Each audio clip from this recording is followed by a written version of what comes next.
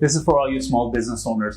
Have you ever had an employee that you knew you're not going to continue with, but you couldn't get rid of them because you were not sure of your hiring practices, or because you were just feeling that if we bring on a new person, what are we going to do? Where do we begin? How are we going to retrain this person?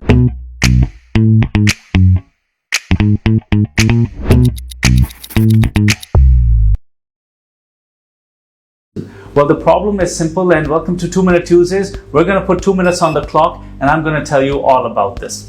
Now, the concept behind this is simple, and yet simple doesn't mean stupid, so don't think that this idea is simplistic because it has a lot of weight.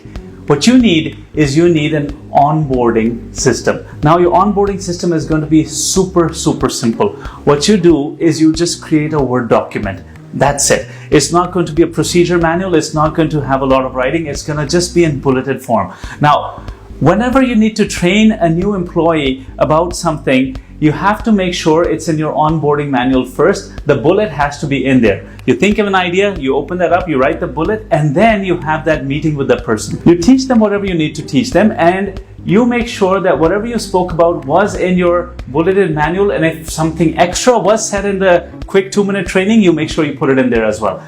Over time, you're going to have a very long list of things you're going to teach this person. Now, that is the role-specific stuff. And you're also going to have another onboarding manual that is going to be your general onboarding manual for just about everybody in your company that has the same type of roles. Now, your general onboarding manual will have all sorts of things like your leave policy and your attendance policy and your office decorum and everything that's applicable to everybody. But your specific one will be role-wise.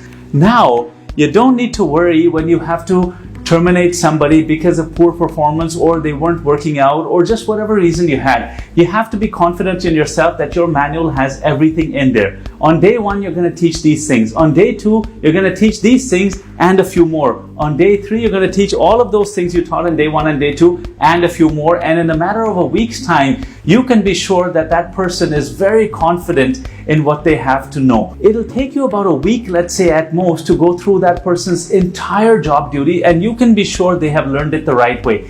And it'll take another week for them to prove to you that they were better than the last person, way better. Because when you teach somebody exactly what you expect of them, they're going to feel really good about it. But the other part of the statement is, when you teach somebody exactly what you expect of them and how they will be measured, they're going to feel very confident in their job roles. So don't worry. Don't get your blood pressure high. You don't need to be apprehensive about hiring the new person because they're going to come up to speed right away.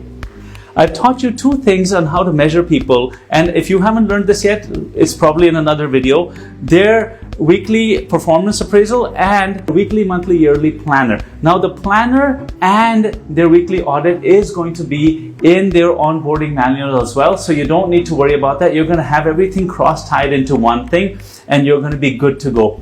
It's going to work out, and it's going to be beautiful, and now you have the confidence in how to make sure that somebody can come up to speed really quickly. So leave a comment below on what are the things you think you should include